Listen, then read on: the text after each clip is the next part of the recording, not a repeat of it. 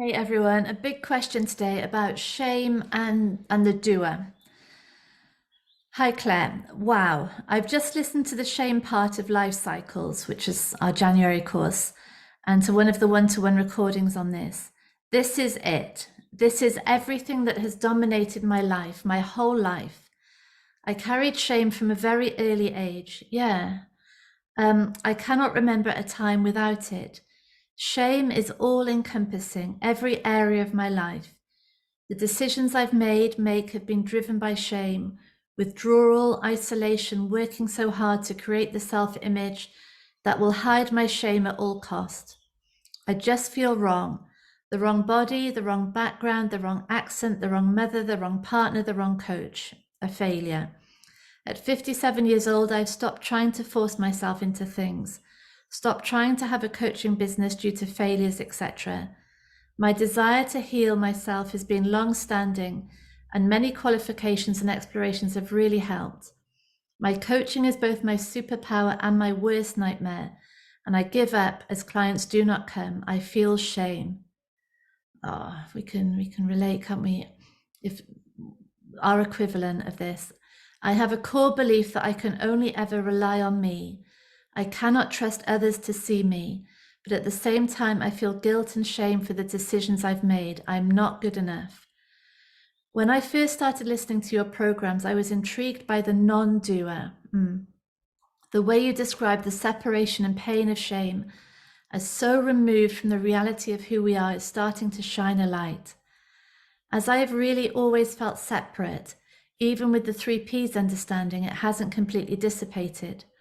So I'm keen to see more. Can you point me to more about the non-doer? I haven't attended the webinars live, and I realize now that that too is about shame. I've also noticed where my resistance comes up when I listen to the courses. Something is moving. Yes. Oh, thank you for this. Thank you for that honesty and for talking on behalf of us all. And it's fair to say, I think that the section in the Life Circles course on shame brought in more comments, more emails to me saying, this is exactly me, that you're exactly describing what's going on with me than I've ever had on any section on any course ever.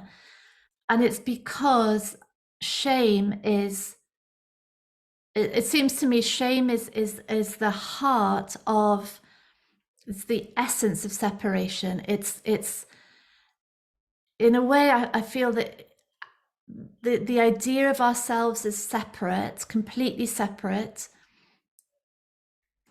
can't operate without shame, because the idea of ourselves as separate has to contain in it the idea of ourselves as the doer, as in all decisions, all choices, all behavior is being done by me. I'm the one doing it. I'm deciding this. I'm making this happen. So there's total confusion of responsibility, and also there's contained in the idea of ourselves as separate is an idea of control. I'm separate. I'm isolated from the intelligence of life, from life itself, from consciousness. I'm a separate, independent, objective entity, and I should be in control of my inner world, my emotions, my mental state, of how people respond to me, of how my business goes, of how successful I am. So those two things, doership and control, are the foundation of separation, and they automatically invite shame, because in separation we're wrong. We're the whole system operating from a belief that there's a separate controlling entity is already in a state of comparison and justification and blame and self-blame, and there's always something better to have done, and decisions are wrong, and there's always someone doing better than we are, and there's always rejection, there's always isolation. And so shame is fundamental to the confusion of separation that we are. And I think there's a lot of literature on shame, and I think one of the most powerful ones is the description in Power versus Force, where he identifies shame as the lowest vibrational level. It gives it a score of 20, I think, out of 1,000, and it's a hideous experience. It's torture. It's the deepest suffering, because it's absolutely the most fundamental confusion. So in terms of No Doer, and I had another nice email about No Doer, which I'll just read out to us. So someone saying, "Oh, I just listened to your podcast this morning on separation. Oh my God, so clear." Little star. I'd literally half an hour ago came across a screenshot of notes about this, and I was thinking, what on earth is that? And you explained it in so clearly a way today that I understood. Could you do a similar podcast on No Doer, please? Yes, so No Doer is brilliant to hang out in No Doer because it's so logical. It doesn't need any road to Damascus enlightening. It's totally logical that if we for 1 second accept that things were being learned before the idea of a me arose, then if that's accepted as true, we just go all the way to No Doer. There cannot be a independent, separately deciding, objectively assessing doer in the body mind, because information is being acquired by the body mind system from conception onwards. Before conception, really, it's there, present in the sperm and the egg, and it's like an information system. It's wired. So from fertilization, learning is happening. And there's no self doing that learning. There is no self controlling what is learned. There's no self controlling what's believed. There's no self controlling how information is acquired. There's no self controlling what's not believed, what's not acquired. So a program is being established within the body mind of information, of ways to respond, of meaning, of implications, past, future ideas of a self and other people. It's being acquired, and there is no one acquiring it. I mean, there's no argument against that, is there? We can't argue with that. It's so in our face true. If you think of learning to speak, learning to read, learning to hear, no one's doing that.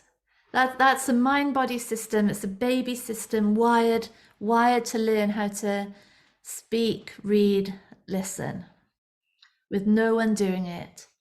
Imitation happening, trying out happening, copying, exploring, playing.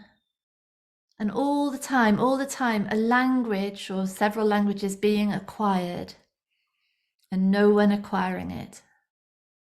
So this language that we're using to speak to each other is a program running that was acquired subconsciously, and it still runs subconsciously. I might think I'm going to say the word "the," but this conscious mind has no clue how that word was said. It has no clue how that word popped into mind. There is no doer. Because if we take that, so beliefs acquired, information acquired, and that just continues all our lives. And out of what looks true, behavior happens.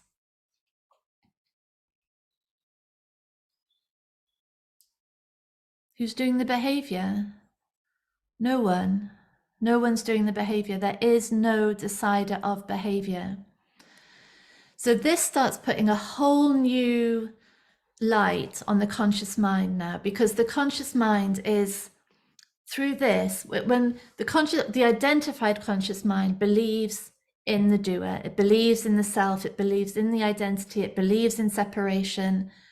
It says, this is me, I'm doing this, I'm like this, they're like that, that's all true.